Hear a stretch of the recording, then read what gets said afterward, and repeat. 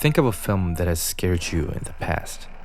Not a scene or a shot, but a full film. Got one?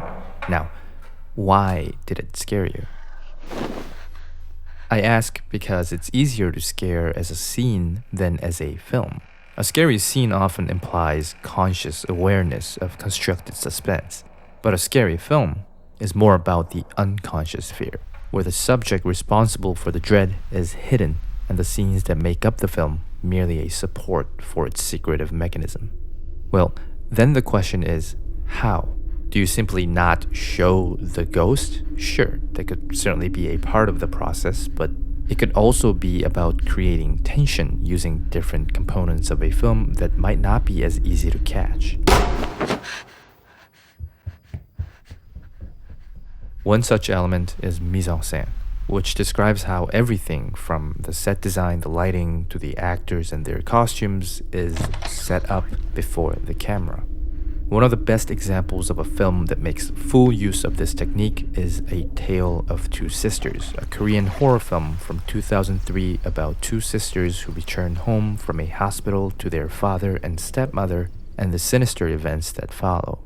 Mise-En-Scène aside, A Tale of Two Sisters is an outstanding horror film that has layers to its terror. The scary scenes are balanced and well-paced, the story is interesting and mysterious, the score is beautiful, and the acting top class. Every fright has a purpose and an adequate explanation, and the shocking revelation at the end only heightens the horrid experience. Speaking of, and this is your last warning for spoilers, the big reveal at the end that two of the main characters were actually a figment of Sumi's imagination is a big part of how the film keeps you at the edge of your seat. It creates solid rationale behind the shots and the events that have taken place, making the journey more engaging and disturbing. And this is where Mise-En-Scène comes into sight. In order to hint at this big reveal and to add tension while doing so, the film manipulates the lighting, the color, the set design, and the costumes to essentially evilize the very space the characters reside in. For instance, take a look at the very first time we see Sumi and Soo-yeon together. The film deliberately highlights the color red, which quickly identifies itself with Sumi and her status as an older sister. Over the course of the film, different colors get paired up with different aspects of Sumi's ruptured identity until everything falls into place and the film ends. In this particular scene, the significance of red is further explored with its tint on Soo-yeon's skirt, diluted by her lightly brown shirt that repeats in the next scene when we first get introduced to Eunju. The idea here is that both Soo-yeon and Eunju are extensions of Sumi's guilty conscience, created as a result of Sumi's frail condition. This part of her is marked by the blue-green skirt that contrasts both red and the browns that appear in this first sequence. Do note that the calculated arrangement of the colors aren't simply there to foreshadow the story. This extreme nature of complementary colors brings about visual discomfort and tension, precisely reflecting Sumi's mental state while forcing the audience to share this restlessness.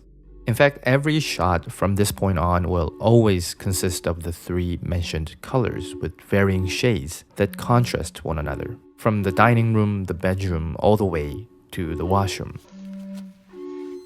While the shades of light brown continue to neutralize the characters and their setting, blue and red will consistently emphasize the frantic energy of Sumi, with red specifically revealing her involvement in the creation of Soo-yeon and Eunju.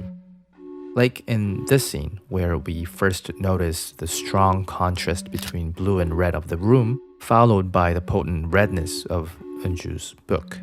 Whether you're consciously aware of it or not, Sumi's presence in her fabricated reality will always be implied through the colors she represents. And that's why her father is the only one to be characterized by a neutral gray tone that doesn't belong to the specified color scheme. As the vivid colors of the house slowly take hold of our minds, and as the lines, the actions, and even the lighting communicate Sumi's split and broken state of mind, a new face of anxiety emerges from the corners to smother us. One of the most prominent qualities of Sumi and what makes this film so grim is her obsessive and compulsive nature that stems from her guilt and is silently portrayed by the various patterns on the walls of the house. The repeating flowers seem almost forcefully innocent with a lack of visual rest, as if trying to cover up a stained past. We as the audience can unconsciously sense this, and the entire house is bound to feel claustrophobic and dangerous.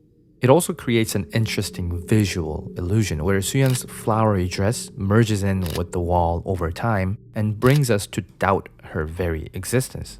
Paired with the more clearly repetitive actions of the characters, the film begins to strangle our brain, transforming the enormous house into a suffocating dollhouse, and eventually directs our attention to the most confining location where the true secret lies: the closet.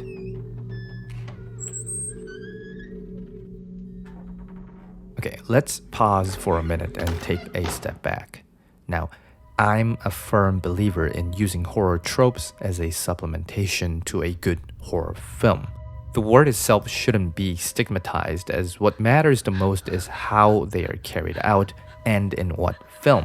After all, their redundancy and predictability is mainly caused by the mediocrity of the films that use them, not by their presence alone. What A Tale of Two Sisters illustrates are the quintessence of ghost scenes that amplify the intended atmosphere and maximize the immersion. Even a short sequence like this, where a ghost haunts Sumi in her dream, is masterfully executed to drag the audience into the nightmare itself while refraining from a satisfying jump scare. This restraint carries the fright over to the next scene, which, by the way, is usually innocent, to magnify our fear of the ordinary. The mental strain therefore builds up over time to an alarming state, leaving us choked on unfathomable apprehension. Let's slowly bring back other techniques now and talk about one of my favorite scenes where Sumi's aunt, Mihi, suddenly falls to the ground during dinner and has a seizure. The unnatural mix of colors paired with the panicky sense of urgency and chaotic screams are enough to send chills down the spine. But it's the brief recollection of what Mihi has seen during this time that makes this scene unforgettably frightening. And all this comes down to the same conclusion, that the film is focusing on the horror of the house. This is why the scene has the camera suggest the idea of a ghost, but withhold the truth until the characters are out of the house. The fact that we must be, along with the family, stuck at this bizarre place is what keeps us stressed and confused. Adding the fact that Eunju is portrayed as an unstable character, at least at this point, makes the supernatural aspect of the film even more vague and questionable, leaving us unsettled and desperate for a clue. The structural beauty of A Tale of Two Sisters is in its perpetual misdirection. The audience is unaware that the house is what brings fear. More importantly, the house never turns out to be the central character. It's just a branch of the true horror that's buried, a peripheral projection of the actual protagonist. And we're just digging deeper by the minute to eventually face that reality. I'm going to leave you with one last scene that serves as the beginning of the unknown, and the one that best describes the tricks we've been discussing. The scene starts with Sumi getting a cup of water in the middle of the night. She finds a bloody fish and drops it on the floor. Notice how the sound effect is used to accent the incident by coming afterwards, not before as an auditory jump scare. The disturbing image is then transferred to the next shot where Eunju is creepily staring off into space. The only uncanny object of the scene, the TV, is projected onto Eunju with matching tint of blue, which is again carried over to the next shot of Sumi and Suyeon sleeping on a bed that emits the same ominous blue, intensified by their white dresses. The final nail in the coffin is hammered when Sumi delivers her line. 그 여자도 이상하고 이 집도 이상해. This is when a scare turns into suffering, an agonizing journey full of ambivalence and anguish, where there's a faint recognition of the truth, but not of its exact location. It's a reflection of the characters' desperation, a sharing of their grief, and a story of a scary scene that has become a scary film.